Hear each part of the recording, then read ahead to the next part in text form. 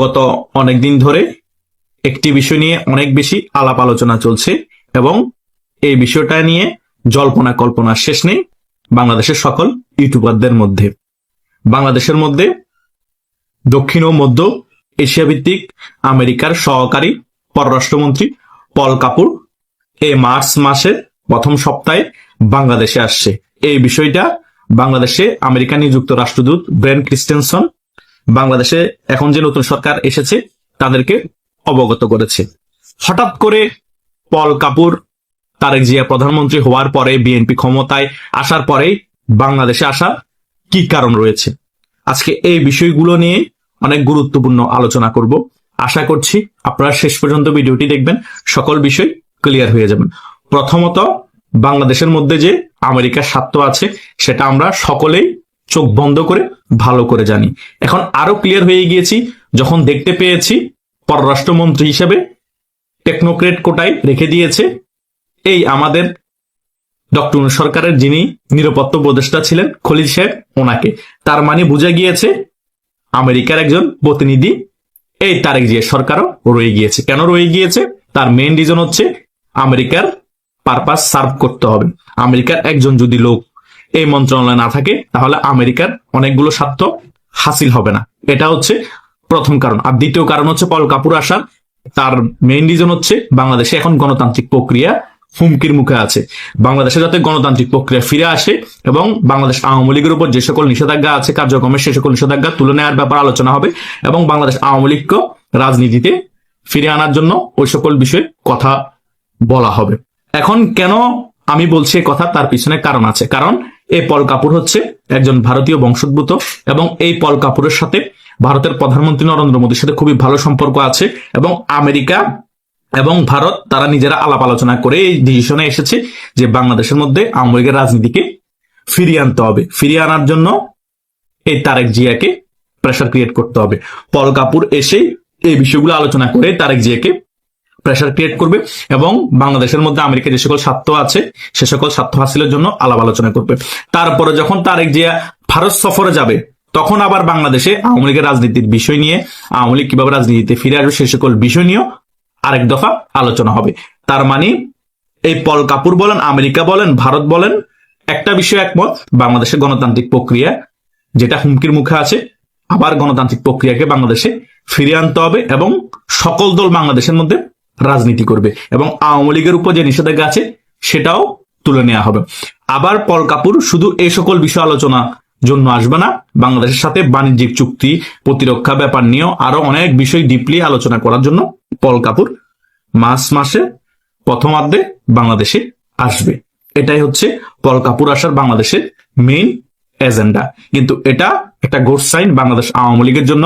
আমি অনেক আগে থেকে বলে আসছি যে বিএনপি ক্ষমতায় আসলে বাংলাদেশ আওয়ামী লীগের একটি গতি হবে, কারণ ভারত এবং আমেরিকা আলাপ আলোচনা করে এটা সিদ্ধান্ত নিয়েছে।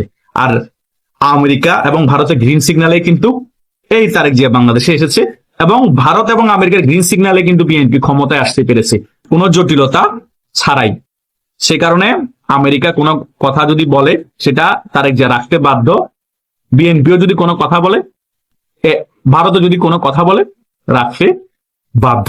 যদি না রাখে হয়তোবা জোর জবরদস্তি করে ক্ষমতা টিকে থাকতে পারবে কিন্তু বেশি দিন ক্যারি করতে পারবে না। তাই দেখা যাক কি ঘটনা ঘটে। পল কাপুর আগে আসুক, বৈঠক বসুক, বৈঠক বসার পর পল কাপুর যখন চলে যাবে তারেক জিয়ার কি অ্যাক্টিভিটি হয়, তার কিছুদিন পরে কি তারেক জিয়া ভারত সফরে যাওয়ারও কি ঘোষণা দেয় নাকি, সে সকল বিষয় দেখার জন্য আমাদের আরো কিছু মাস হয়তো অপেক্ষা করতে হতে পারে। তাই পল কাপুর আসার যে মেইন রিজন গুলো আছে এবং পল কাপুর কখন আসবে সে সকল বিষয়গুলো আশা করছি আপনাদের মনে যে কনফিউশন ছিল সেটা মোটামুটি ক্লিয়ার হয়ে গিয়েছেন।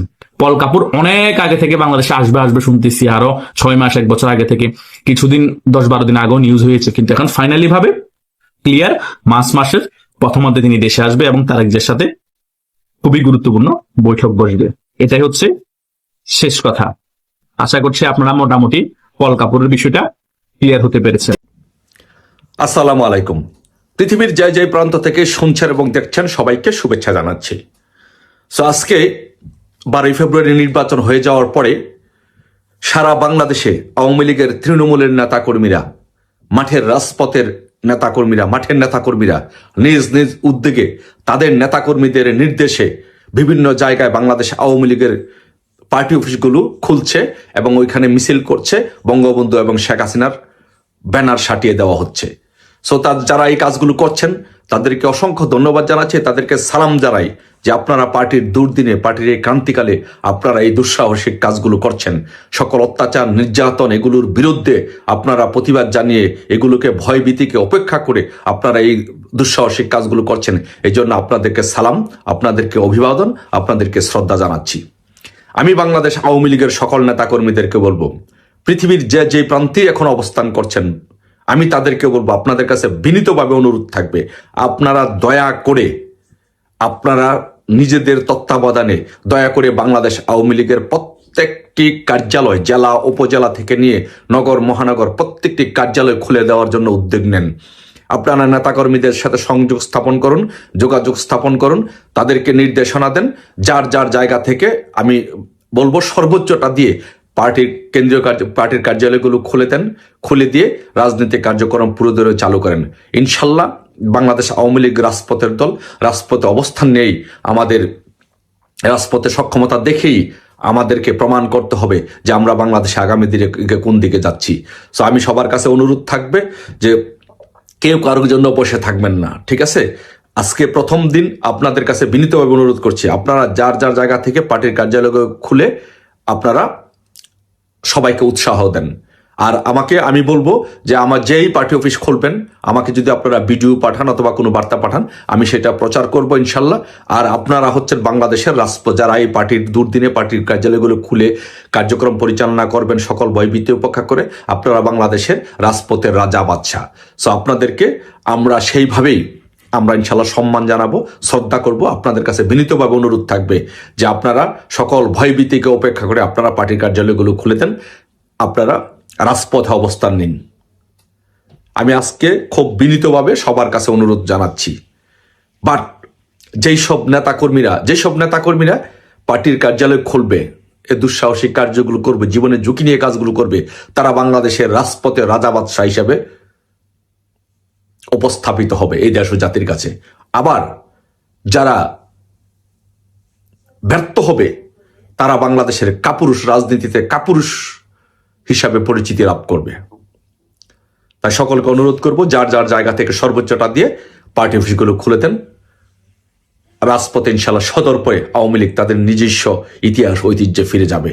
সেই প্রত্যাশা রেখে শেখ হাসিনার হাতকে শক্তিশালী করার জন্য আগামী দিনে রাজপথে আওয়ামী লীগের সক্ষমতা জানান দেওয়ার প্রত্যাশা ব্যক্ত করে শেষ করছি। সবাইকে ভালো থাকবেন। জয় বাংলা, জয় বঙ্গবন্ধু।